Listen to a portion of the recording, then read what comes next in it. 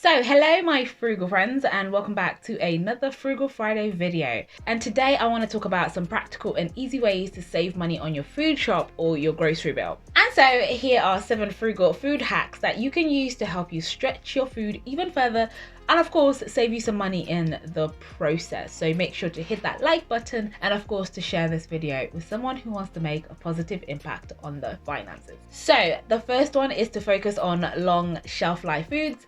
In most instances this will be tinned foods, which are not only cheaper than buying their fresh counterparts, but they also stay on the shelf a lot longer and can sit in your cupboards for a long time and can be used to change up your meals. For example, have you ever been in a situation where you are cleaning your kitchen cupboards and right at the top shelf, right at the back, you come across a tin of chickpeas and you can't remember the last time you bought it? And when you go to look at the best before date, you notice it still has 6 months on it before it expires.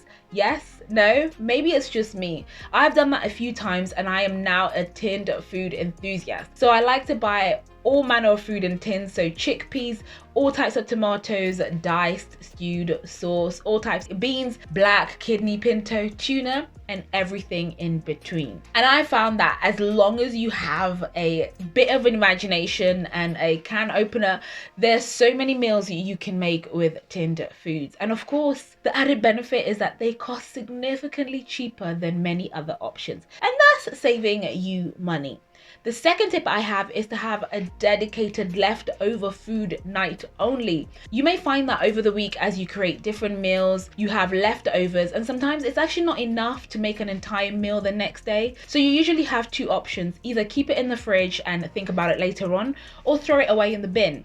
And usually because it's not enough to make an entire meal, you may find that you end up wasting it because you just leave it in the fridge and before you know it, it's gone bad and it has to go in the bin.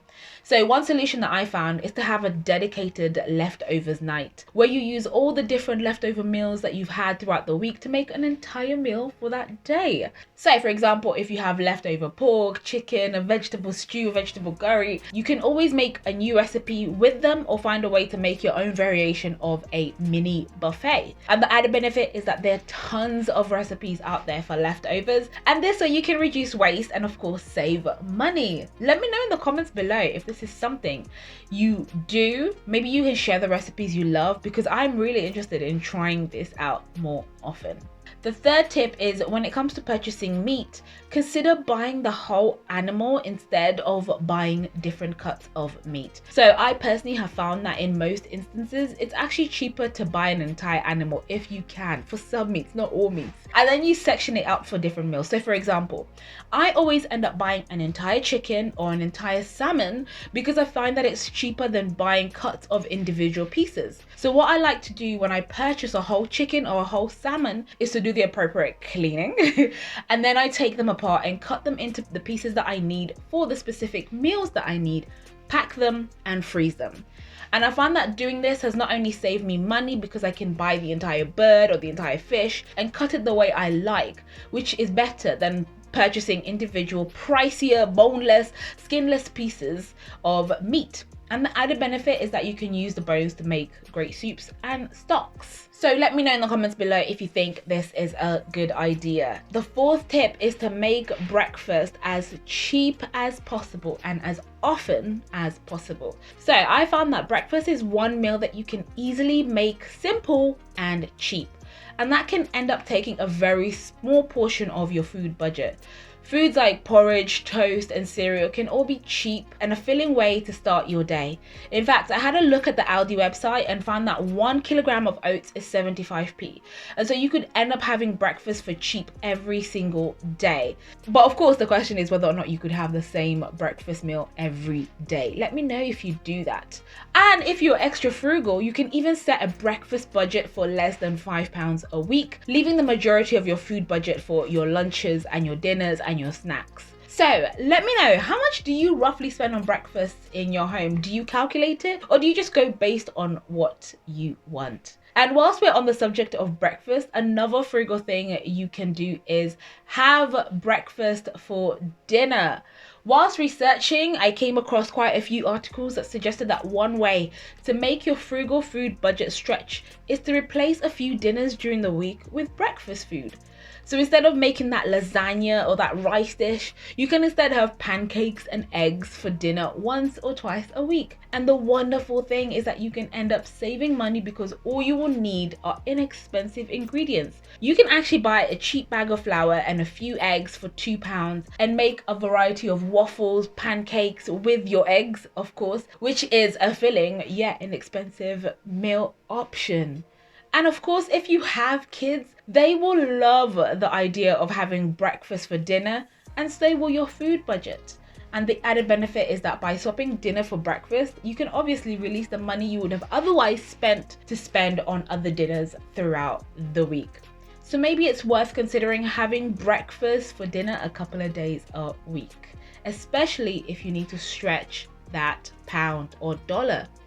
Tip number 6 is to stretch your meals with carbs. I'm talking about pasta, potatoes, and rice. They're all a great way to stretch a meal when you don't have enough meat to go around for everybody. Now, you may find yourself with only one single chicken breast, but you need to feed 4 people. Or maybe you may have some sausages left over that you're looking for a new way to eat for the 3rd night in a row. Instead of making protein the center of the plate, use it sparingly for flavor and texture, almost like as though it's a condiment, and then make an effort to serve more of your carbs, so your rice, your potatoes, and your pasta. This is a great way to make the meat stretch further than before, and of course it's cheap, filling, and delicious. You'd be surprised by how many different recipes you can come across that use this strategy to make cheap but very nutritious meals. So let me know if this is something that you would do. Tip number 7 is to make sure you freeze your foods promptly. Don't wait until you are sick of food or realize that you aren't eating it up fast enough to put it in the freezer. Instead, make an effort to freeze your food as soon as you can. One of the ways that I make sure I reduce my bread waste is to freeze a loaf as soon as I purchase it. And then I basically just take out the slices as and when I need them to make toast or whatever it is I need it for. And doing this has actually reduced the amount of bread we consume, as well as the amount we waste as well. So let me know in the comments below, what is your favorite frugal food hack to help you save money? And if you know any other tips that help save money when it comes to food bills, please let us know in the comments below, as we all would like to save money. After all, we're all looking for good money saving tips. Also, if you are looking for free money, make sure to hit that Trading 212 link down below. All you have to do is deposit £1 and you get a free share worth up to £100. That's potentially 99 free pounds. So don't forget to hit that like button and to subscribe so that you don't miss any future uploads, as I'm sharing my journey to financial freedom and early retirement. Also, share this video with someone who's looking to make some positive changes to their finances and of course looking for ways to save money on their food shop. Don't forget to check out these videos, which will show you all the financial tips I'm currently implementing in my life that have saved me thousands and thousands of pounds. Thank you so much for all your support, and I will see you in the comments below and of course in the next video. Have a great day and have a frugal week ahead. Take care. Bye.